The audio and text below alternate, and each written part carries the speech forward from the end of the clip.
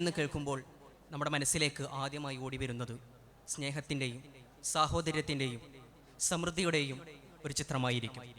എന്നാൽ 1400 വർഷങ്ങൾക്ക് മുമ്പ് തിരുനബി സല്ലല്ലാഹു അലൈഹി വസല്ലമ തങ്ങൾ ഇസ്ലാമിക ചിത്രലേഖന തുണിയിലേക്ക് മദീനയെ പറിച്ചു നടുന്നതിന് മുമ്പ് മദീനയുടെ ചിത്രം മറ്റൊന്നായിരുന്നു.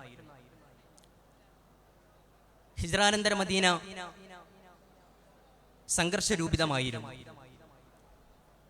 ജമ്മികുടിയാൻ വ്യവസ്ഥയുടെയും കൊള്ളപ്പലിശയുടെയും അരക്ഷിതാവസ്ഥയിൽ മദീന ഒരു പടുകുഴിയിലേക്ക് കൂപ്പുകുത്തിയിരിക്കുകയായിരുന്നു. ആ ഒരു സാഹചര്യത്തിലാണ് പ്രവാചകർ സല്ലല്ലാഹു അലൈഹി വസല്ലമ തങ്ങൾ മദീനയിലേക്ക് ആഗതമാകുന്നത്.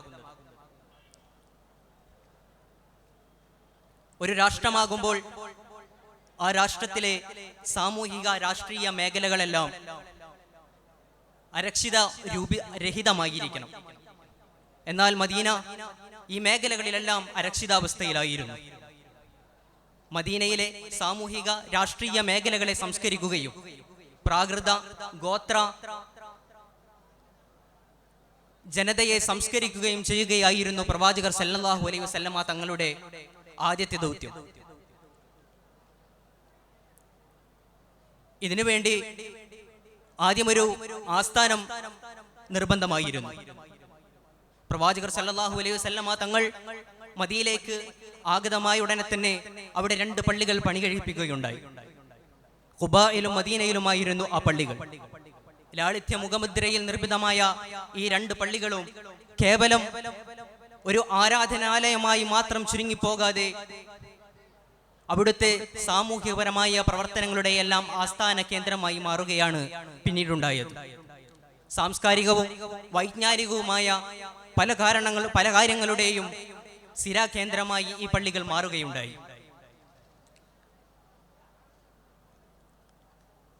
അവിടെ വെച്ച് ഉരുത്തിരിഞ്ഞ ചർച്ചകളിൽ നിന്നായിരുന്നു ആദ്യമായി മദീന എന്ന നഗരരാഷ്ട്രത്തിന് ഒരു പുതിയ ഉണർവ് ലഭിക്കുന്നത്. മദീന എന്ന നഗരരാഷ്ട്രത്തെ കുറിച്ച് പറയുമ്പോൾ അവിടെയുള്ള ഭരണ ഘടനയെക്കുറിച്ച് നാം സംസാരിക്കേണ്ടതുണ്ട്. മദീന ചാർട്ടർ, അൽ കിതാബ് എന്ന പേരിൽ അറിയപ്പെട്ട മദീന ചാർട്ടറിനെ കുറിച്ച് നാം സംസാരിക്കേണ്ടതുണ്ട്. വ്യത്യസ്തങ്ങളായ മതങ്ങളും ഗോത്രവർഗക്കാരും അടങ്ങുന്ന ഒരു വലിയ സമൂഹമായിരുന്നു മദീന. ആ മദീനയെ ഒരു പത്രികക്ക് കീഴിൽ, ഒരു വ്യവസ്ഥയ്ക്ക് കീഴിൽ കൊണ്ടുവരിക എന്നതായിരുന്നു മദീന ചാർട്ടറിലൂടെ പ്രവാചകർ സല്ലല്ലാഹു അലൈഹി വസല്ലമ തങ്ങൾ ഉദ്ദേശിച്ചത്. അതിനുവേണ്ടി പ്രവാചകർ സല്ലല്ലാഹു അലൈഹി വസല്ലമ തങ്ങൾ മദീനയിലെ മുഴുവൻ ഗോത്ര തലവന്മാരുമായി ആലോചനകൾ നടത്തി.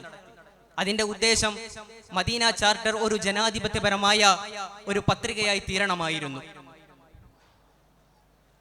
ജനങ്ങൾക്ക് വേണ്ടി സംസാരിക്കുന്ന, ജനങ്ങളുടെ അവകാശങ്ങളും അവരുടെ കടമകളും ഉയർത്തിക്കാട്ടുന്ന ഒന്നായിരിക്കണം മദീന ചാർട്ടർ എന്ന് പ്രവാചകർ സല്ലല്ലാഹു അലൈഹി വസല്ലമ തങ്ങൾക്ക് നിർബന്ധമുണ്ടായിരുന്നു.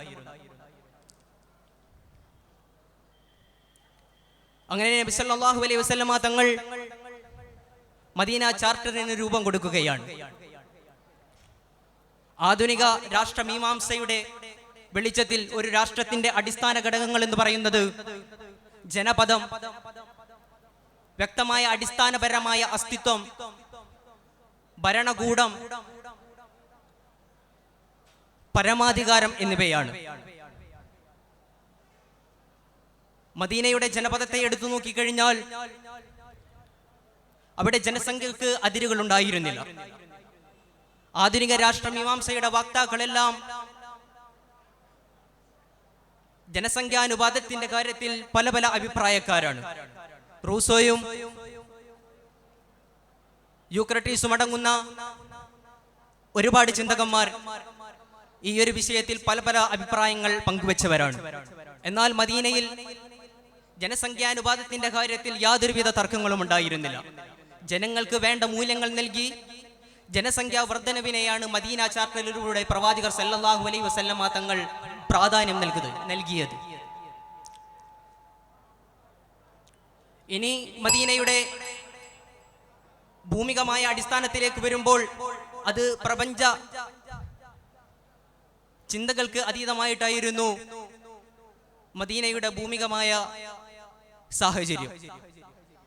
ഇനി ഭരണകൂടത്തിലേക്കും പരമാധികാരത്തിലേക്കും വരുമ്പോൾ പ്രപഞ്ച വീക്ഷണത്തിനതീതമായി ഉരുത്തിരിഞ്ഞ ദൈവികമായ പരമാധികാരമായിരുന്നു മദീനയിൽ നിലവിലുണ്ടായിരുന്നതെങ്കിലും അവിടെയുള്ള അന്യമതസ്ഥരെയും അവിശ്വാസികളെയും എല്ലാം ഉൾക്കൊള്ളിച്ചുകൊണ്ട് അവരുടെ കടമകൾക്കും അവരുടെ അവകാശങ്ങൾക്കും മൂല്യങ്ങൾ നിർണയിച്ചുകൊണ്ടുള്ള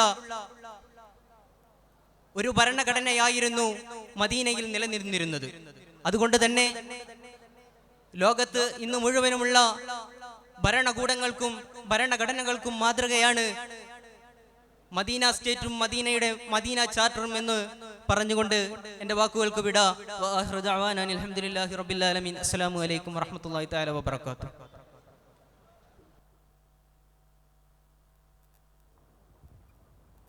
പ്രസംഗം മലയാളം പുരോഗമിക്കുന്നു. വരുന്നു അക്ഷരം ബി.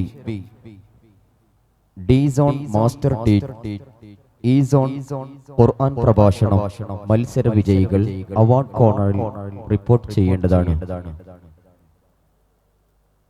Letter B. വിഷയം മദീന രാഷ്ട്ര നിർമ്മിതിയുടെ മാതൃകകൾ.